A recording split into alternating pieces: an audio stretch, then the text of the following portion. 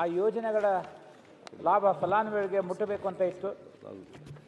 ನನ್ನ ಎರಡನೇ ಪ್ರಶ್ನೆ ಬಾಕಿ ಇರುವಂಥ ಅನುದಾನ ಬಿಡುಗಡೆಯ ಬಗ್ಗೆ ವಿವರ ಕೇಳಿದೆ, ಅದ್ರ ಬಗ್ಗೆ ಮಾಹಿತಿಯನ್ನು ಒದಗಿಸಿಲ್ಲ. ಒಂದು ಹಿರೇಕೆರೆ ವೃತ್ತದ ಕಾರ್ಮಿಕ ನಿರೀಕ್ಷಕರ ಕಚೇರಿ ವ್ಯಾಪ್ತಿಯಲ್ಲಿ 8-12ರಿಂದ ಮದುವೆ ಸಹಾಯಧನ 29 ಬಾಕಿ ಅದಾವ ಅಂತ ಹೇಳಿದ್ದಾರೆ.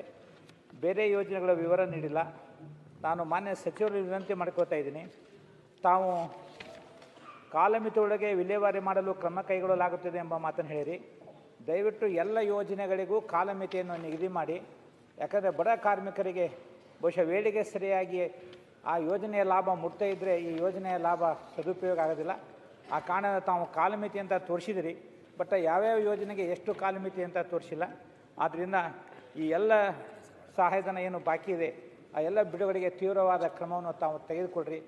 ಹಾವೇರಿ ಜಿಲ್ಲೆಯಲ್ಲಿ ಬಹುಶಃ ತಾವು ಬಂದ ನಂತರ ಲೇಬರ್ ಕಾರ್ಡ್ಗಳಲ್ಲೇನು ಅನ್ಯಾಯ ಆಗಿತ್ತು ಅದನ್ನೆಲ್ಲ ಸರಿಪಡಿಸುವಂಥ ಕಾರ್ಯವನ್ನು ತಾವು ಮಾಡಿರಿ. ಬಹುಶಃ ಇನ್ನು ಕೆಲವೇ ದಿನಗಳಲ್ಲಿ ಹಾವೇರಿ ಜಿಲ್ಲೆಯಲ್ಲಿ ಸಂಪೂರ್ಣವಾಗಿ ಈ ಒಂದು ಕಳ್ಳ ಲೇಬರ್ ಕಾರ್ಡ್ಗಳನ್ನು ತೆಗೆದು ನ್ಯಾಯಯುತವಾಗಿ ಯಾರು ಲೇಬರ್ ಕಾರ್ಡ್ ಸಿಗಬೇಕು ಅವರಿಗೆ ಕೊಡುವಂಥ ವ್ಯವಸ್ಥೆ ಮಾಡಬೇಕಂತ ಕೇಳ್ಕೊತಾ ಇದ್ದೆ. ಸಭಾಧ್ಯಕ್ಷರೇ, ಮಾನ್ಯ ಸದಸ್ಯರು ಕೇಳಿರ್ತಕ್ಕಂಥ ಬಣಕರ್ ಸಾಹೇಬರು, ಸೊ ನಾನು ವಿಶೇಷವಾಗಿ ನಮ್ಮೆಲ್ಲ ಇಲಾಖೆಯ ಸ್ಕೀಮ್ಗಳಿಗೆ ಸಂಪೂರ್ಣ ಮಾಹಿತಿ ಮೊದಲನೇ ಪ್ರಶ್ನೆ ಕೊಟ್ಟಿದ್ದೀನಿ. ನಮ್ಮ construction board, Karnataka state unorganised board, ಆಮೇಲೆ ಅಂಬೇಡ್ಕರ್ ಕಾರ್ಮಿಕರ ಸಹಾಯ ಹಸ್ತದಿಂದ ಯಾವ ಸ್ಕೀಮ್ಸ್ಗಳಿದ್ದಾವೆ, ಗಿಗ್ ವರ್ಕರ್ಸ್ದು, ಕರ್ನಾಟಕ ಸ್ಟೇಟ್ ನ್ಯೂಸ್ ಪೇಪರ್ದು ಇರ್ಬೋದು, ಟ್ರಾನ್ಸ್ಪೋರ್ಟ್ ಬೋರ್ಡ್ ಇರ್ಬೋದು, ಕರ್ನಾಟಕ ಲೇಬರ್ ವೆಲ್ಫೇರ್ ಬೋರ್ಡ್ ಇರ್ಬೋದು, ಅದೆಲ್ಲ ಮಾಹಿತಿ ಕೊಟ್ಟಿದ್ದೀನಿ. ಅವ್ರದ್ದು ಸ್ಪೆಸಿಫಿಕ್ ಎರಡನೇ ಪ್ರಶ್ನೆ ಇರ್ತಕ್ಕಂಥದ್ದು ಅವರು ಹಿರೇಕೆರೆ ತಾಲೂಕಿನಲ್ಲಿ ಇರ್ತಕ್ಕಂಥ ವಿಷಯದಲ್ಲಿ ಮಾತನಾಡಿದ್ದಾರೆ. ಇಲ್ಲಿ ನಮಗಿರ್ತಕ್ಕಂಥದ್ದು ಸುಮಾರು 15,910 ಆ್ಯಕ್ಟಿವ್ ಕಾರ್ಡ್ಗಳಿದ್ದಾವೆ. ನಮಗೆ ಅರ್ಜಿ ಸುಮಾರು 3,115 ಅರ್ಜಿಗಳು ಬಂದಿದ್ದು, ಅದರಲ್ಲಿ 2,627 ಡಿಸ್ಪೋಸಬಲ್ ಮಾಡಿದ್ದೀವಿ. ಅಪ್ರೂವ್ಡ್ ಆಗಿರ್ತಕ್ಕಂಥದ್ದು 2,106, ಸೊ 80% ಶೇಕಡ ಅಪ್ರೂವಲ್ ಆಗಿದೆ.